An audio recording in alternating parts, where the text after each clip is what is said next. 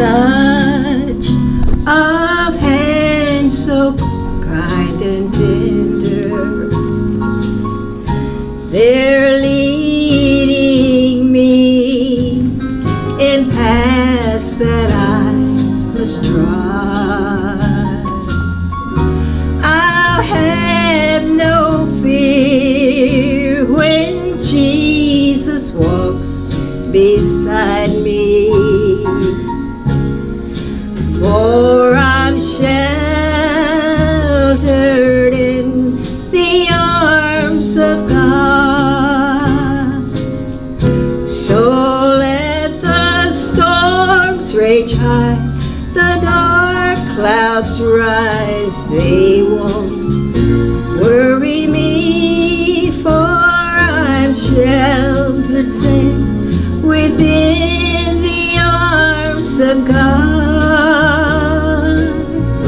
He walks with me, and not of earth can harm me, for I'm sheltered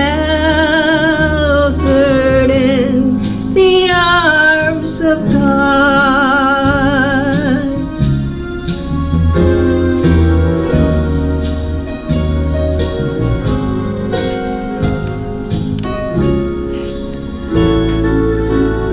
Soon I shall hear the call from heaven's portals.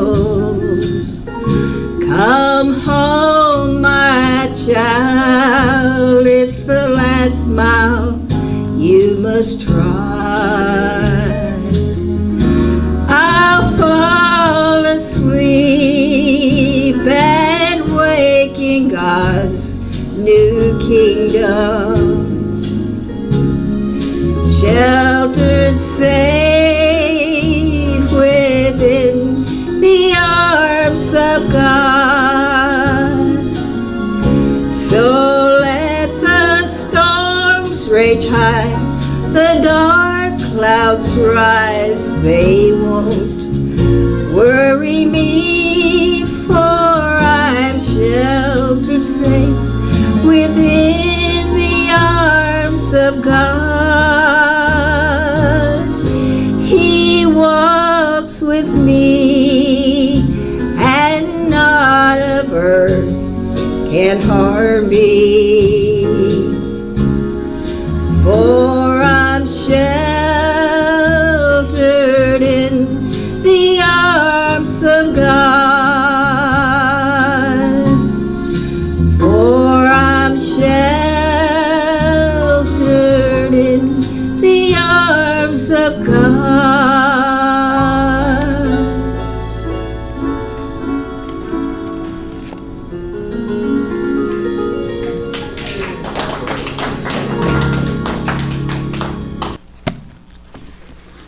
Well, let's see. Is it beginning?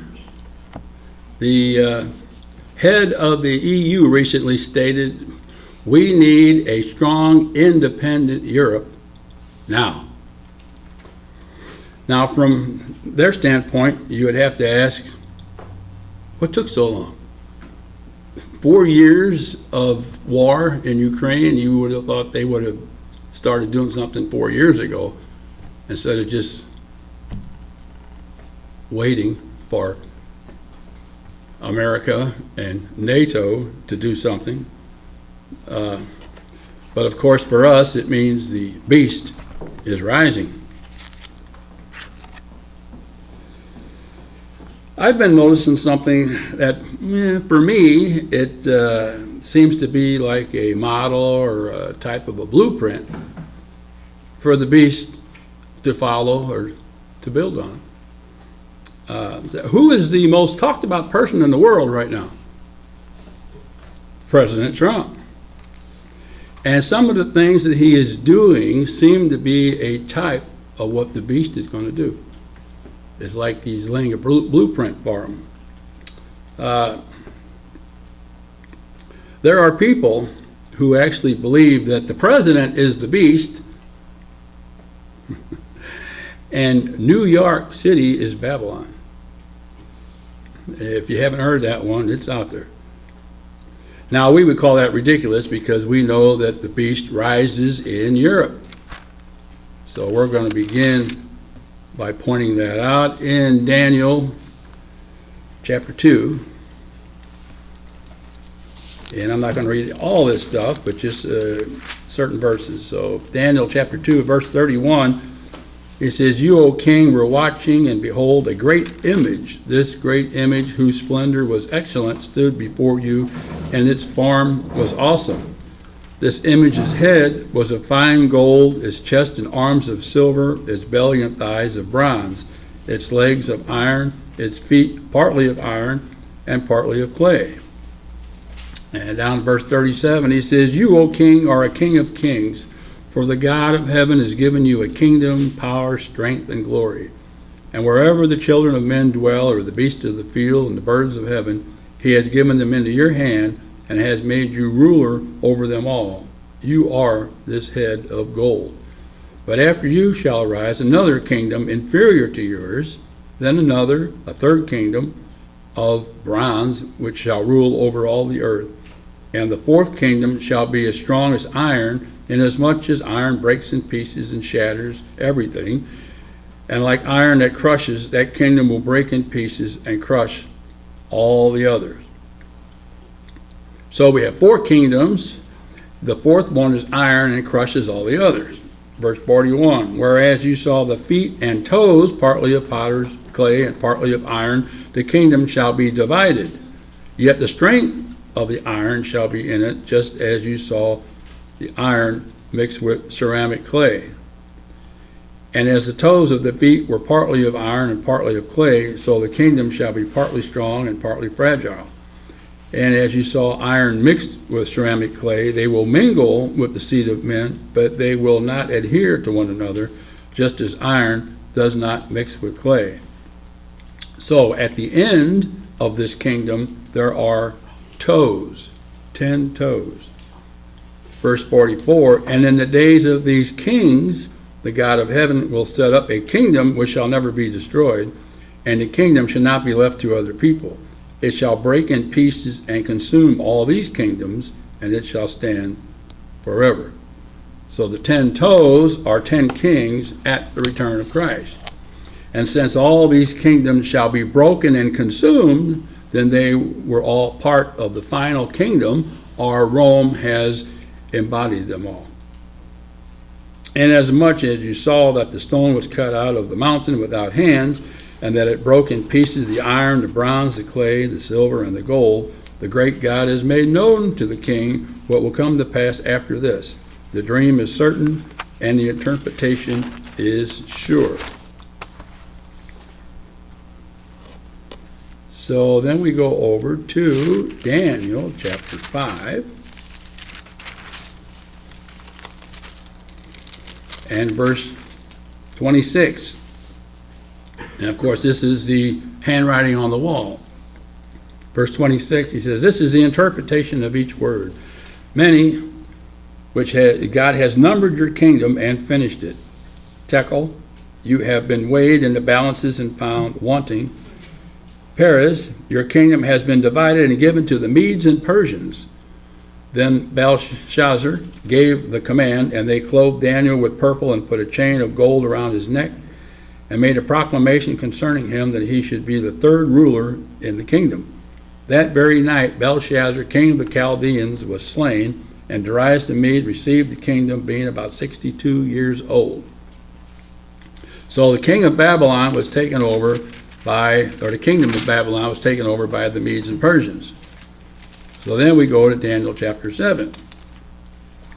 "In the first year of Belshazzar, king of Babylon, Daniel had a dream and visions of his head while on his bed. Then he wrote down the dream, telling the main facts. Not all the details, just the main facts." Verse 15. "I, Daniel, was grieved in my spirit within my body, and the visions of my head troubled me. I came near to one of those who stood by and asked him the truth of all this. So he told me and made known to me the interpretation of these things. Those great beasts which are four kings which shall arise out of the earth. But the saints of the Most High shall receive the kingdom and possess the kingdom forever, even forever and ever. Then I wish to know the truth about the fourth beast, which was different from all the others, exceedingly dreadful, with its teeth of iron and its nails of bronze, which devoured broken pieces and trampled the residue with its feet. And the 10 horns that were on its head, and the other horn which came up, before which 3 fell, namely that horn which had eyes and a mouth which spoke pompous words, whose appearance was greater than his fellows.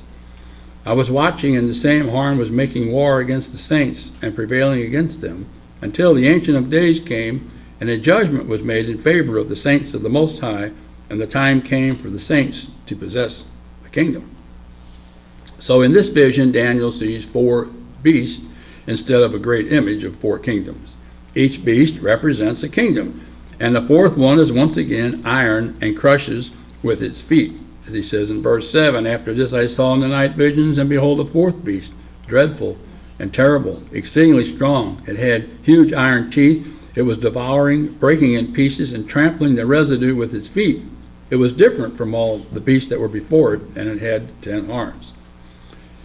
It had 10 horns instead of 10 toes, and again continues until Christ returned. Verse 23. Thus he said, the fourth beast shall be a fourth kingdom on the earth, which shall be different from all other kingdoms, and shall devour the whole earth, trample it, break it in pieces. The 10 horns are 10 kings who shall arise from this kingdom, and another shall rise after them. He shall be different from the first ones, and shall subdue 3 kings. So you have 10 horns that are 10 kings, which arise from this kingdom. So the kingdom must be there first. And that's what we're looking at now, is waiting for this kingdom to come about. The other king shall arise after them, and he is different. Verse 25, he shall speak pompous words against the Most High, shall persecute the saints of the Most High, and shall intend to change times and laws. The saints shall be given into his hand for a time, times, and half a time. But the court shall be seated, and they shall take away his dominion to consume and destroy it forever. Then the kingdom and dominion and the greatness of the kingdoms under the whole heaven shall be given to the people, the saints of the Most High. His kingdom is an everlasting kingdom, and all dominions shall serve and obey him.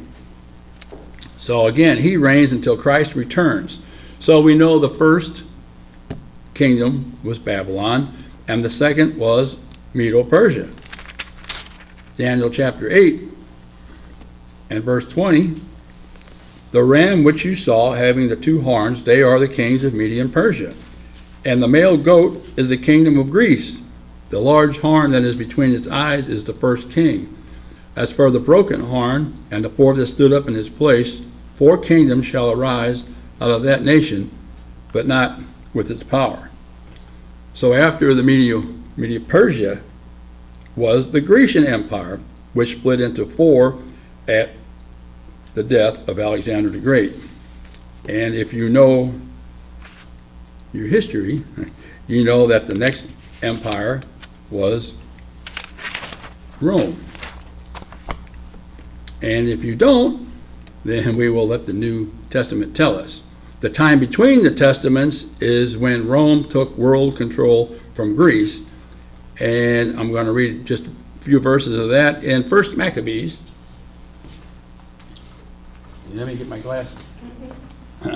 This is my original King James 1611 edition, which is written in the Old English, and it's not easy to read. So, let's see what we got here. It says, now Judas had heard of the fame of the Romans, that they were mighty and valiant men, and such as would lovingly accept all that joined themselves unto them, and make a league with all that came unto them, and that they were men of great valor. It was told him also of their wars or noble acts which they had done among the Galatians, margin says Frenchmen, and how they had conquered them and brought them under tribute, and what they had done in the country of Spain, for the winning of the mines of silver and gold which are there, and that their policy and patience they had conquered all that place, though it was very far from them.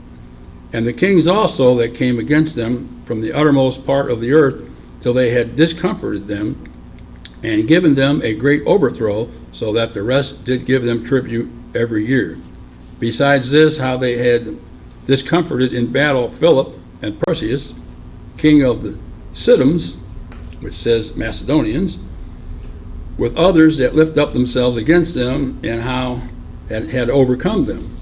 How also Antiochus, the great king of Asia, had come against them in battle, having 120 elephants with horsemen and chariots, and a very great army, was discomforted by them. And how they took him alive, and covenanted that he and such as reigned after him should pay a great tribute, and give hostages that which was agreed upon. And the country of India and Media and Lydia, and of the goodliest countries which they took of him, and gave the king Eumaeus. Moreover, how the Grecians had determined to come and destroy them, and that they, having knowledge thereof, sent against them a certain captain, and fighting with them slew many of them, and carried away captives their wives, their children, and spoiled them, and took possession of their lands, and pulled down their strongholds, and brought them to be servants unto this day. And then it says that they went to the Romans, and they made a covenant with them. So it says, according to these articles, did the Romans make a covenant with the people of the Jews. So the next kingdom was Rome. But we'll also see that here in Luke chapter 2.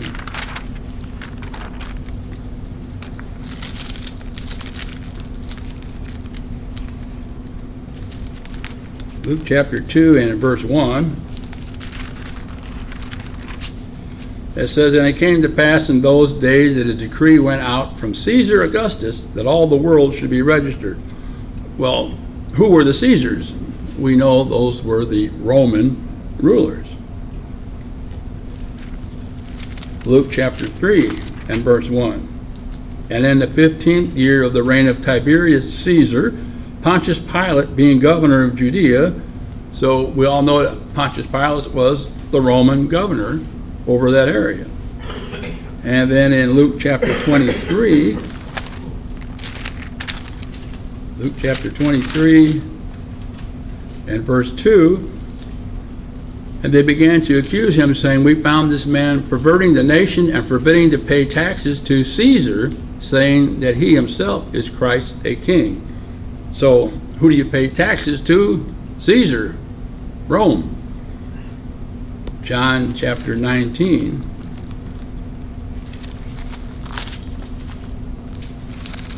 John chapter 19 and verse 15. But they cried out, away with him, crucify him. Pilate said to them, shall I crucify your king? The chief priests answered, we have no king but Caesar. So they'd rather have Caesar than Christ. And then one more, John chapter 11 verse 48 says, if we let him alone like this, everyone will believe in him, and the Romans will come and take away both our place and nation. So, and of course you can read more in Paul's letters and in Acts that the Romans were the ones who were in charge. So the Rome was the fourth kingdom, and continued as the two legs and the fourth beast down through time unto the 2 feet, and at the end time 10 toes, which are 10 kings. And of course we'll go over to Revelation chapter 17, which will tell us that. Revelation 17 and verse 12 says, the 10 horns which you saw are 10 kings, who have received no kingdom as yet, but they receive authority for 1 hour as kings with the beast. These are of one mind, and they will give their power and authority to the beast. These will make war with the Lamb, and the Lamb will overcome them, for he is Lord of lords, King of kings, and those who are with him are called, chosen, and faithful. So Daniel and Revelation agree that there are 10 kings at the end. When Christ returns, then they even fight Christ at his return. So hopefully we know that the beast rises in Europe, and the beast will rise at the beginning of Daniel's 70th week. Remember that Jesus was cut off and killed at the end of 69 weeks, and time prophetically stopped. So we go back to Daniel again. Daniel chapter 9.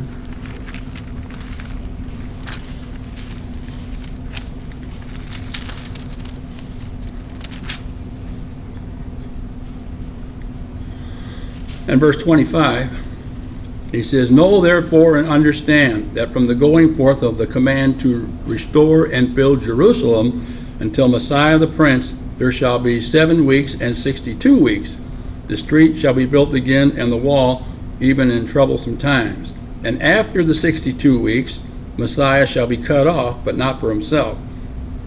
So you have the 7 weeks and the 62 weeks, which is the 69 weeks. And you have Messiah being cut off, which is killed, and the prophetic clock stopped with 1 week left.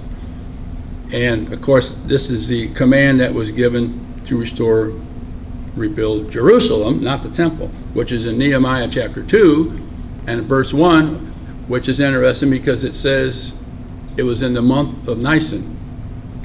And we know that Jesus was crucified in the month of Nisan on the 14th at 3 p.m. So when you kind of contemplate that, is what Jesus was going through, because he gave the prophecy. You know, he gave it to Nehemiah, and he gave it to Daniel. And so Jesus, as he was walking the earth, who knows, as a kid, as a teenager, and certainly before his ministry, he knew the year, the month, the day, and the hour, and he was going to die. And yet he did his job. He just kept doing what he knew he had to do, and he told his Father in John 17, "I have finished the work that you have given me to do." So that is hard to imagine. And the only other 2 people that you know is going to be the 2 witnesses. They know exactly when God gives them the power and tells them to go to work, they got 1,260 days and they're done, and they're killed. So that's they just don't know maybe the day and the hour like Jesus did, but not something that you really want to be thinking about all your life. Verse 27 says, "Then he shall confirm a covenant with many for 1 week, but in the middle of the week he shall bring an end to sacrifice and offering, and on the wing of abomination shall be one who makes desolate, even to the consummation which is determined is poured out on the desolate." So the beast shall confirm a covenant for 7 years, but it doesn't last that long. After 3.5 years, he breaks it. And who is the focus of the prophecy is verse 24. 70 weeks are determined for your people and for your holy city. So it's the Jews and Jerusalem. So after 3.5 years, the abomination of desolation takes place. So remember, this last week, the 70th week of Daniel, which is 7 years, doesn't begin until Jesus takes the scroll and then opens the first seal. And of course, we can read that again back in Revelation chapter 5 and verse 6. He says, "And I looked, and behold, in the midst of the throne and the 4 living creatures, in the midst of the elders, stood a lamb, as though it had been slain, having 7 horns and 7 eyes, which are the 7 spirits of God sent out into all the earth. Then he came and took the scroll out of the right hand of him who sat on the throne." So the Father is sitting there with the scroll in his hand. And what did Jesus tell the disciples at Ascension Day? He said, "It is not for you to know the times and the seasons which the Father has put in his own authority." And Jesus said in Matthew 24, "No one knows the day or the hour, not even the angels, only the Father," because all that is written, all the end time events are written on that scroll, and it's in the Father's hand.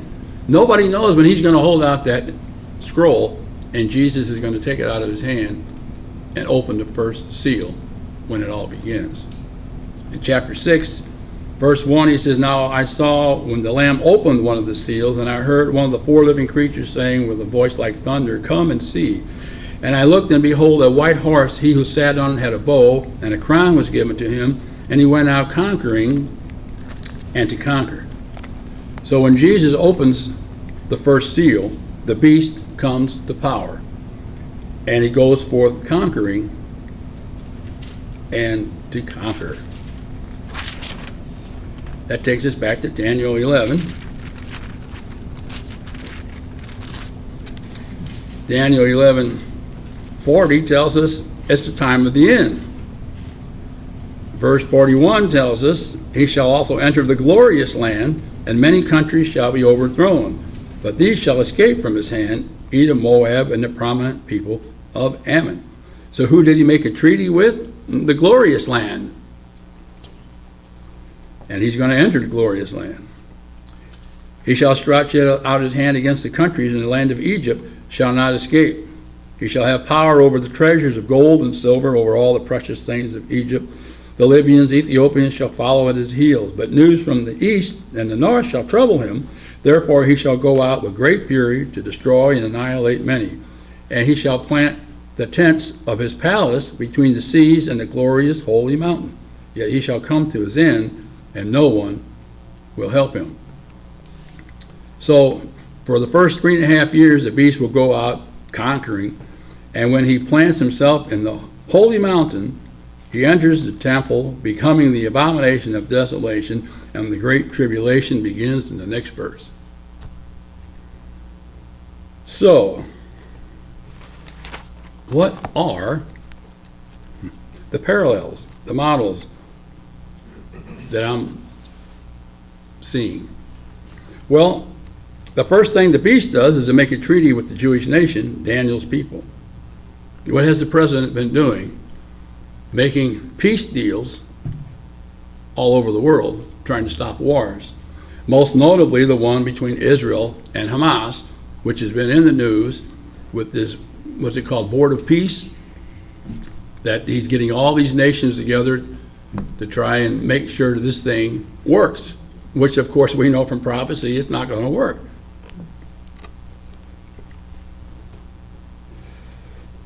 Let's see, what has the president been doing making these peace deals? Let's see, going forth conquering, the president has put down Iran, and by extension the proxies, because together with Israel, they're not doing anything. Hamas is no more, Hezbollah is no more, the ISIS is a thing of the past. They're all just nothing like they were. And then he went into Venezuela. He's threatening Cuba, and he's working on Greenland. And you remember all the attention at Davos. So you have to ask, what country is next? Well, right now, who knows? But he's sending everything we got over to Iran. It's the biggest buildup since the Iraq War. And if you remember what Norman Schwarzkopf did back then, everybody thought he wasn't going to do nothing. They thought they had it made. Norman waited until he had 300,000 troops in there, and once he had everything where he wanted, they just marched. They just threw down their guns and ran and quit and hid and everything else. They weren't about to fight. Well, who knows what's going to happen, but I read this morning that they have suggested that they are targeting Iran's leaders. So, in other words, if you're in charge of anything in Iran, you better leave the country or find yourself a deep hole. Okay, then there are the tariffs. Everybody gets upset about the tariffs. And of course, that again was in the news just yesterday, how they decided, well, you can't do this and you can't do that. Well, he's got all kinds of other ways around it in order to enforce one tariff, along with embargoes and sanctions. And so what are they all about? Buying and selling. So let's go to Revelation 13 and look a little bit about this beast guy down here. Revelation chapter 13 and verse 11 says, "Then I saw another beast coming up out of the earth, and he had two horns like a lamb and spoke like a dragon. And he exercises all the authority of the first beast in his presence, and causes the earth and those who dwell in it to worship the first beast, whose deadly wound was healed." So the false prophet uses the authority of the first beast in his presence, also known as, I don't trust him out of my sight, and calls everyone to worship the first beast, not himself. So it's like the beast tells the false prophet, you deceived the people by all this religious stuff and cause them to worship me, and I'll give you the power to do it. It's all about deception. Verse 16, he says, he causes all, both small and great, rich and poor, free and slave, to receive a mark on their right hand or on their forehead, so that no one may buy or sell except when it has the mark or the name of the beast or the number of his name. So control the power of buying and selling, and you get what you want. Now, we teamed up with Israel back in, what was it, June, and we clobbered Iran. The president went to great lengths to brag about the military and the weapons that were used. Nobody has anything like it. Then there was Venezuela.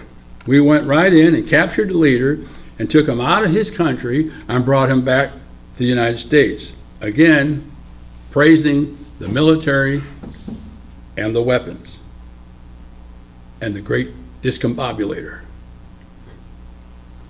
Now, maybe I missed it, and I hope I did, but I never heard the president praise God and thank him for our great success. I only heard him praise the military and the weapons. No glory to God. If you remember, back in history, another great leader that did something similar. Nebuchadnezzar had a dream. Go back to Daniel chapter 4. Daniel chapter 4.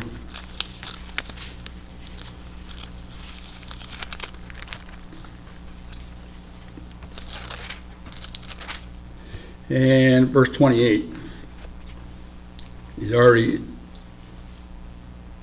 been told the dream by Nebuchadnezzar, and he's already been explaining it here. So he says, all this came upon King Nebuchadnezzar. At the end of 12 months, he was walking about the royal palace of Babylon. The king spoke, saying, is not this great Babylon that I have built for a royal dwelling by my mighty power and for my honor and my majesty? While the word was still in the king's mouth, a voice fell from heaven, King Nebuchadnezzar, to you it is spoken, the kingdom has departed from you. And they shall drive you from men, and your dwelling shall be with beasts of the field. They shall make you eat grass like oxen, and 7 times shall pass over you, until you know that the Most High rules in the kingdom of men, and gives it to whomever he chooses. That very hour the word was fulfilled concerning Nebuchadnezzar. He was driven from men, and ate grass like oxen. His body was wet with the dew of heaven, and his hair had grown like eagle's feathers, and his nails like bird's claws. And at the end of that time, I, Nebuchadnezzar, lifted up my eyes to heaven, and my understanding returned to me, and I blessed the Most High, and praised and honored him who lives forever. For his dominion is an everlasting dominion, and his kingdom is from generation to generation. All the inhabitants of the earth are reputed as nothing. He does according to his will in the army of heaven, and among the inhabitants of the earth. No one can restrain his hand, or say to him, what have you done? At the same time, my reason returned to me, and for the glory of my kingdom, my honor, my splendor returned to me. My counselors and nobles resorted to me. I was restored to my kingdom, and excellent majesty was added to me. Now I, Nebuchadnezzar, praise and extol and honor the King of heaven, and all whose works are truth, and his ways justice, and those who walk in pride he is able to put down. So God gave him 12 months, but he blew it. He failed to give God the glory, instead praised himself, and God took it away. A few decades later, the entire empire fell. One other thing I would like to know, is grass good to eat? And what kind of grass was it? Is there any preparation necessary? Was it barley? Was it alfalfa? If it was good for Nebuchadnezzar for 7 years, what about us during the tribulation? That's so. I'm just curious. Was it what kind of grass it was? Wheat, herbs, or what do you have growing back there in the backyard? So if there's anyone with an agricultural degree, I'd like to have some information. It does say he ate grass like oxen, so maybe he changed his digestion for 7 years. Who knows? Now, are there any other similarities that we'll see in the near future? Let's go back to Revelation 14. Just read a verse back here. Revelation 14 and verse 11. And the smoke of their torment ascends forever and ever, and they have no rest day or night who worship the beast and his image, and whoever receives the mark of his name. Now, I have to ask, has President Trump put his name on anything? Aren't there lots of things that has his name on it? How about the recent controversy dealing with the name change of the Kennedy Center to the Trump Kennedy Center? And what about the thing I heard on the news yesterday? They were talking about the Trump accounts. And then there's the airport in Florida that they were voting on, one that changed the name to Kennedy. Not from Kennedy, but to Trump. So, yeah, you have to wonder. And then I remember years ago, Garnett Armstrong saying that the head of the beast would be Germany, and the German money is called the mark. Now, that may not have anything to do with this, but did anyone get one of these $100 bills with Trump's picture on it? It just makes you wonder what is coming next.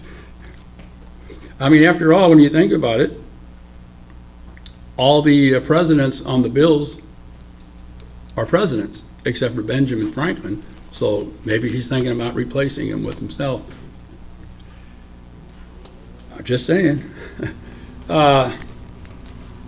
Just another similarity. Okay, back to Daniel one more time here in Daniel chapter 7. Daniel chapter 7 and in verse 24.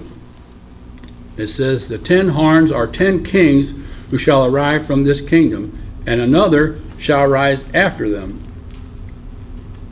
Okay. Another shall rise after them. Another what? Well, obviously, another king. Now, I have to ask, has anyone at any time, anywhere, heard anybody call President Trump a king? Now, wasn't there a whole bunch of protests recently about no kings? Well, I just have to wonder, of course, he could have put all those people down just by telling them, if I was a king, the government wouldn't be shut down. It's just that simple. But, of course, they were not too bright, so. The people, of course, were referring to the president as a king, saying no kings. Just another similarity? I look at all these things and I think, if the beast is paying attention, he's thinking, I'll model myself after him and use religion and the power of Satan to bring it all about. He won't have to worry about Congress or Supreme Court. He's just going to use the power of Satan and religion. The Pope is trying to, the president is trying to do good things, trying to read my writing here. But the beast will deceive people, pretending that it's for good. Now, he had a predecessor. The beast has a predecessor back here in Daniel chapter 8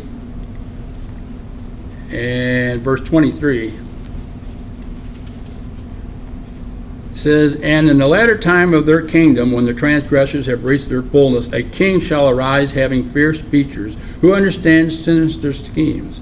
His power shall be mighty, but not by his own power. He shall destroy fearfully, and shall prosper and thrive. He shall destroy the mighty and also the holy people. Through his cunning he shall cause deceit to prosper under his rule. He shall exalt himself in his heart. He shall destroy many in their prosperity.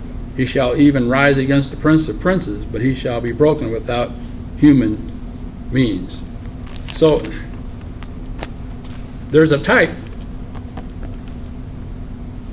of the beast back during the Maccabean period, and it says what he's going to do. He got power, but he was mighty, but not by his own power. That's the way the beast is going to be. He's going to be mighty, but not with his own power. He's going to have Satan's power. And he's going to use deceit. He's going to use the false prophet to deceive all these people. These people are already deceived. How hard is it going to be? How many people were lined up getting ashes on their forehead? They're deceived and they don't know it. And they're going to be taken advantage of by the false prophet who's going to tell all these people to worship the beast.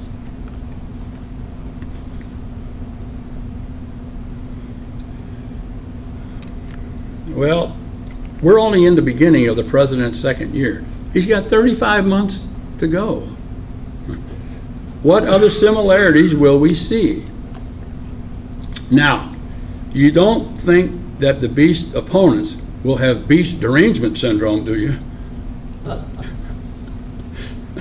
Of course, now, that would be a good thing. But again, in Daniel chapter 7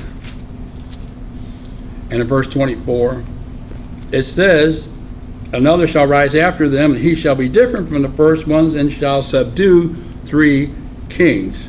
So if he's going to subdue 3 kings, he obviously will have opposition. So, like I said, I just look at some of these things and I say, there's similarities, and if the beast, he's got all these things in the Bible to know what he's supposed to do if he ever bothers to read them, or he can just look at what's going on in the world and say, I want to do what he's doing on a grander scale. So all I would say is keep watching. By the time that this gets posted to the web, no telling what else will happen. And I wish there was a faster way to get these up on the internet. But the post office is snail mail so much of the time. The cost goes up, the service gets worse, but for now that's all we got. I don't know, maybe Ken can give me some information as to some faster way to do it, but I do want to thank Bill Hanks up in Minnesota for doing all this work. He takes these, we send it to him, and he takes it and he gets it posted on the internet, on the church website, and he's been doing this for us for 20 years now. So just want to thank him for that. And who knows how much time we got left, how much longer we have to do that. But we see what's going on in the world. We could be at war with Iran before the weekend's over. It's just that precarious over there. Perilous times. So who knows? But just keep watching, and we'll see what happens, and see you next week.